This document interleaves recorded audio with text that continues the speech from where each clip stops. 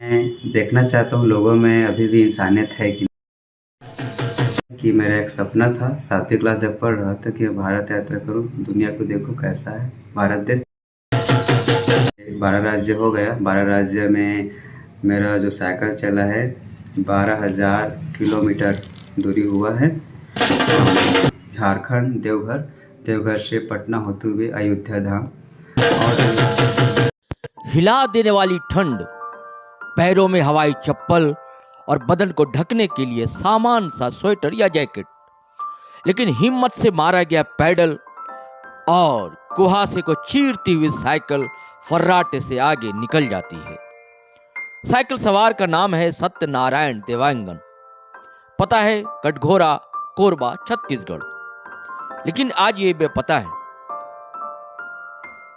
ऐसा इसलिए कि एक जिद इन पर सवार है और हौसले के पंख से ये हजारों किलोमीटर सफर तय कर चुके हैं। जिद है भारत को देखना, लोगों को जानना। चिलचिलाती धूप हो या मूसलाधार बारिश, इनके साहस को तोड़ नहीं पाती।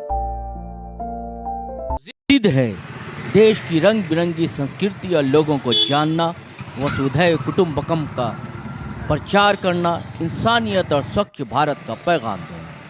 रांची में थे, यहाँ से देवघर के लिए निकले और ये अयोध्या भी जाएंगे। न शोर है न शराबा, ईमानदार आस्था और सच्ची देशभक्ति, यही तो है दोस्तों। और ये खुद क्या कहते हैं, इनसे बातचीत की गई है, वो भी हम आपको सुनवाएंगे। चलिए सुनते हैं उन्होंने आखिर कहा क्या है। भारत यात्रा 20/4/2023 से मैं शुरू किया हूँ और जो कि इसके साथ सबसे सर्वप्रथम कोरबा से मैं गया था जम्मू कटरा, और कटरा से सीधा नीचे उतरा हूँ रामेश्वरम के लिए, जो कि करीबन मुझे 9 महीना होने वाला है। और जो कि इसके साथ एक स्वच्छ भारत मिशन, इसके साथ जो स्कूल में पढ़ते रास्ते में उसमें स्वच्छता का प्रचार करते हैं।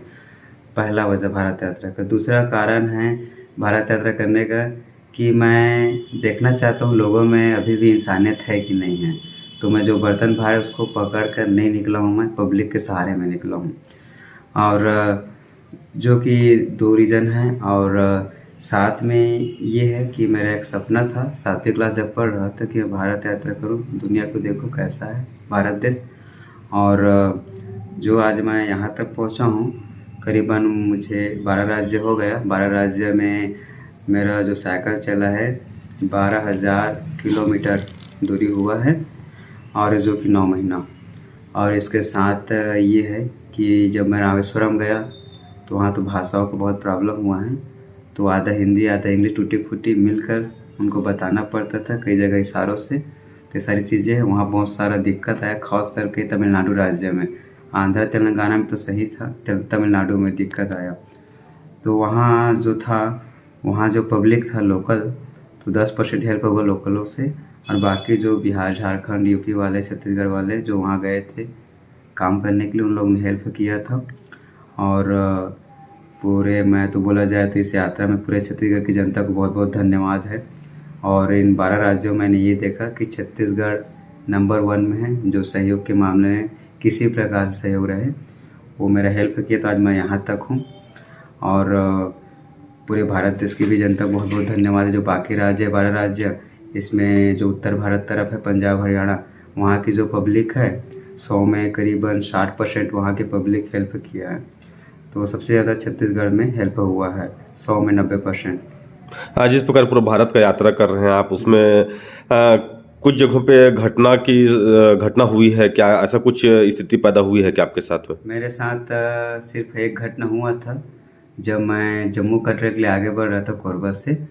तो फरीदाबाद है जो हरियाणा में आता है, और तो वहाँ से मेरे को एक आदमी मिला जो बाइक में था, स्प्लेंडर प्लस में, और मेरे हिसाब से 30 साल का करीब उम्र होगा उसका।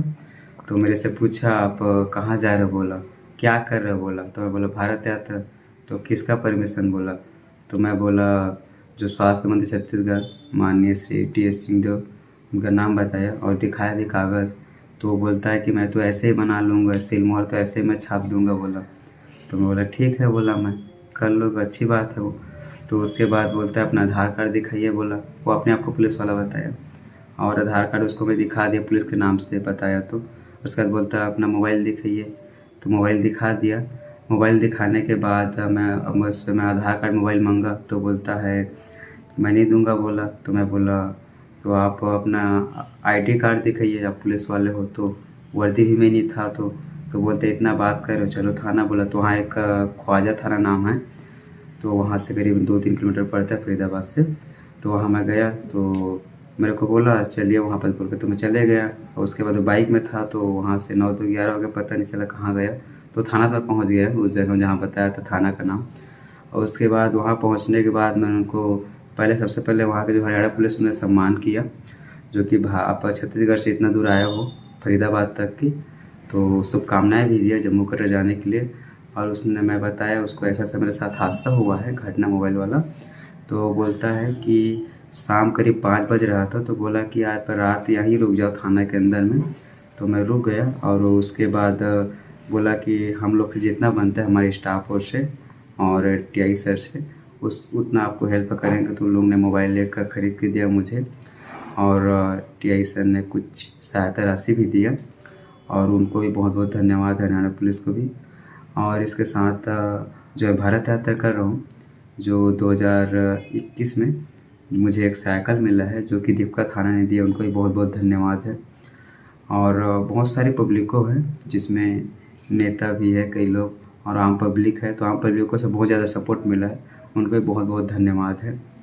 बस जिस प्रकार आप भारत यात्रा कर रहे हैं और इसमें अभी 12 राज्यों का आपने भ्रमण किया है, जी। आने वाले दिनों में और कितने राज्यों का आपको भ्रमण करना है या पूरा भारत देश को पूरा भ्रमण करना है, क्या कुछ कहना चाहेंगे? इसके बाद मैं तो जो कि अब मैं आगे मुझे जाना है देवघर से पटना होते हुए अयोध्या धाम, और अयोध्या धाम से क्योंकि अभी तो जो केदारनाथ है अभी बंद होगा, तो उस साइड जाना ठीक नहीं है, तो इस साइड निकल जाऊंगा गुजरात से महाराष्ट्र होते हुए छत्तीसगढ़। स्वच्छता अभियान को लेकर आपने यह भारत यात्रा कर रहे हैं, यात्रा किया हूँ। और इसके अतिरिक्त भारत देश वासियों को क्या संदेश देना चाहेंगे आप? मैं भारत देश के वासियों को यही संदेश देना चाहता हूँ कि जैसे मैं एक साइकिल से पर डे 100 किलोमीटर चलाता हूँ, 100-90-100 ऐसा होता है, तो इतना मैं मेहनत कर रहा हूँ अपने भारत देश के लिए, तो कम से कम भारत देश की जनता जितना उनसे बनता है उतना साफ़ सफाई रखे। जैसे अपने घर को एक साफ़ रखते हैं, थोड़ा सा भी कचरा है तुरंत साफ़ कर लेते हैं। मैं अगर गंदा भी रहे तो मेहमान अगर कोई आता है सुन लेता है तो अच्छे से उसको साफ़ सुथरा करेगा, लिपाई पुताई करेगा।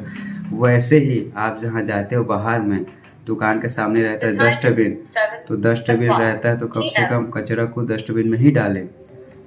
यही आपसे अगर थोड़ा सा भी सपोर्ट करोगे तो मेरे लिए बहुत बड़ी उपलब्धि होगी, क्योंकि पूरा भारत देश साफ करना मेरे लिए बहुत मुश्किल का काम है, असंभव है। तो मैं सब नहीं कर सकता, कम से कम जो माननीय श्री प्रधानमंत्री जी जो चला स्वच्छता अभियान, उन्हें मैं थोड़ा सहयोग देना चाह रहा हूँ, तो जो कि मैं इसके लिए आगे बढ़ गया हूँ। ठीक। तो साथियों, आपको कहानी कैसी लगी, ज़रूर रोचक लगी होगी। और आप अगर फेसबुक पर देख रहे हैं तो फॉलो कर लें हमारा पेज, और अगर आप यूट्यूब चैनल देख रहे हैं हमारा, सब्सक्राइब कर लें और बेल आइकन दबाना हरगिज़ ना भूलें। धन्यवाद, शुक्रिया।